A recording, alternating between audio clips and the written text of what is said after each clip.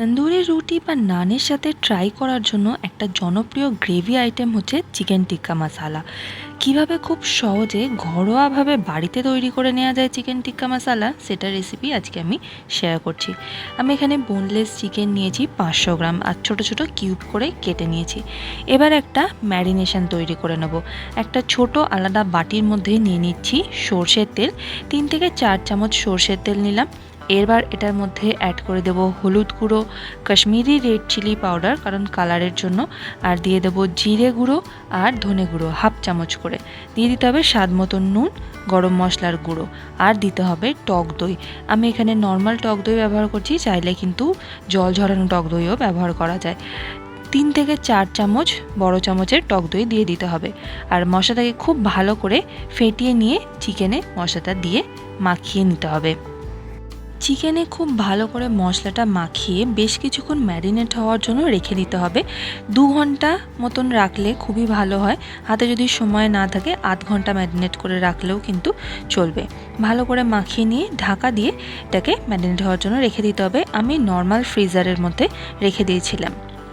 তো এবার একটা পেস্ট তৈরি করে নেব। দিয়ে দিচ্ছি 8-10টা কাজু বাদাম, আর স্বাদ অনুসারে লঙ্কা, কাঁচা লঙ্কা, আর দিয়ে দেবো টমেটো কুচি। এখানে কিন্তু চাইলে শুকনো লঙ্কা ব্যবহার করা যায়, যে কাশ্মীরি শুকনো লঙ্কাটা যেটা পাওয়া যায় সেই লঙ্কাটা ব্যবহার করা যায়। এবার সেটা একটা স্মুথ পেস্ট তৈরি করে নিয়েছি। এবার ননস্টিক কড়াইয়ের মধ্যে দিয়ে দিয়েছি 2 চামচ সর্ষের তেল। তেলটা খুব ভালো করে গরম হয়ে গেলে ম্যারিনেট করা চিকেনগুলো একটা একটা করে দিয়ে এটাকে রোস্ট করে নিতে হবে। প্যানের মধ্যে কিন্তু একসাথে অনেকগুলো চিকেন দেওয়া যাবে না, তাহলে কিন্তু একটার সাথে একটা গায়ে গায়ে লেগে যাবে এবং ভালো করে রোস্ট হবে না। তো কিছুক্ষণ হতে দেব, 1 থেকে 2 মিনিট মিডিয়াম ফ্লেমে। তারপর এটাকে উল্টো দিকটাও ভালো করে সমানভাবে গ্রিল করে নেব, ঠিক এইভাবে।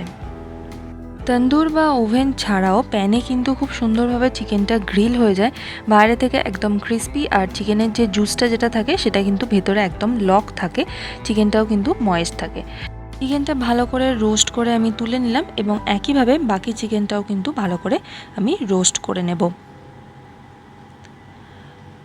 তো সমস্ত চিকেনটা আমার রোস্ট করা হয়ে গেছে। এবার চিকেনের যে তেলটা যেটা বেঁচে রয়েছে, এই তেলটা কিন্তু ওয়েস্ট করা যাবে না, এটার মধ্যে অনেক ফ্লেভার রয়েছে। এটার উপর আরও কিছুটা তেল দিয়ে দিলাম গ্রেভির জন্য।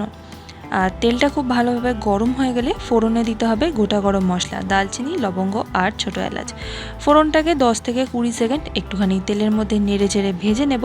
তারপর এটার মধ্যে অ্যাড করে দেবো পেঁয়াজ কুচি। আমি চপারের মধ্যে কুচি করে নিয়েছি, একদম মিহি কুচি হওয়ার জন্য। পেঁয়াজটাকে এবার ভালো করে ভেজে নেব। গ্যাসের ফ্লেমটা কিন্তু লো টু মিডিয়ামে রাখবো। আর পেঁয়াজটা যখন ঠিক এই রকম কালার চলে আসবে, একটু হালকা ট্রান্সপারেন্ট হয়ে যাবে, দিয়ে দেবো 1 চামচ রসুন বাটা, 1 চামচ আদা বাটা। আদা রসুনটাকেও খুব ভালো করে ভেজে নিতে হবে যতক্ষণ না কাঁচা গন্ধটা চলে যাচ্ছে।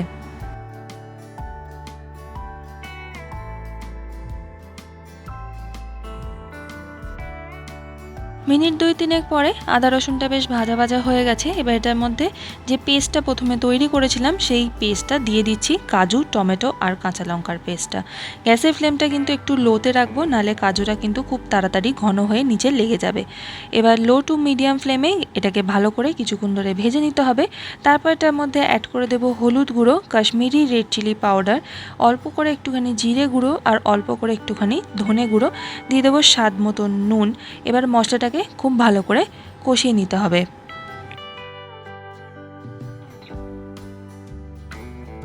বেশ কিছুক্ষণ ভাজার পর মশলা থেকে তেল কাটতে শুরু করে দিয়েছে। এই রকম পর্যায়ে চিকেনের যে রোস্ট করে রেখেছিলাম সেইটা দিয়ে দেব। আর যে জুসটা যেটা বেরিয়েছিল সেটাও কিন্তু ওয়েস্ট করা যাবে না, সেটাও দিয়ে দেবো, কারণ ওটার মধ্যেও অনেকটা ফ্লেভার রয়েছে। এবার চিকেনটাকে মশলার সাথে মিনিট খানেক ধরে একটুখানি কষিয়ে নেব। চিকেনটা আমার প্রায় 80% কুক হয়ে গেছে, তো আলাদা করে চিকেনটাকে রান্না করার আর কোনো দরকার নেই। তো মশলার সাথে খুব ভালো করে চিকেনটাকে একটুখানি মিশিয়ে নেব। আর যেহেতু খুব ঘন হয়ে গেছে, মেশাতে অসুবিধে হচ্ছে, তাই দিয়ে দিলাম একটুখানি জল, হাফ কাপ মতন। ভালো করে এটাকে একবার মিশিয়ে নেব। তারপর লো টু মিডিয়াম ফ্লেমে ছেড়ে দেব গ্রেভিটা একটুখানি ফোটার জন্য। গ্রেভিটা একটুখানি ভালো করে ফুটতে শুরু করলে দিয়ে দেবো গরম মশলার গুঁড়ো আর দেবো কাসুরি মেথি। কাসুরি মেথিটা হাতে করে একটুখানি ক্রাশ করে দেবো যাতে ফ্লেভারটা আরও একটু বেশি ইনহ্যান্স হয়। আর গরম মশলা আর মেথিটাকে একটুখানি ভালো করে মিশিয়ে জাস্ট 1 থেকে 2 মিনিট একটুখানি স্ট্যান্ডিং টাইম দেবো যাতে ফ্লেভারটা খুব ভালোভাবে চিকেনের মধ্যে ঢুকে যায়। আর মশলা থেকে ভালোভাবে তেল কেটে গেলে এটার মধ্যে দিয়ে দেবো আমি ফ্রেশ ক্রিম। 4 থেকে 5 চামচ ফ্রেশ ক্রিম অ্যাড করছি। ফ্রেশ ক্রিম না থাকলে দুধের সর ব্যবহার করা যেতে পারে।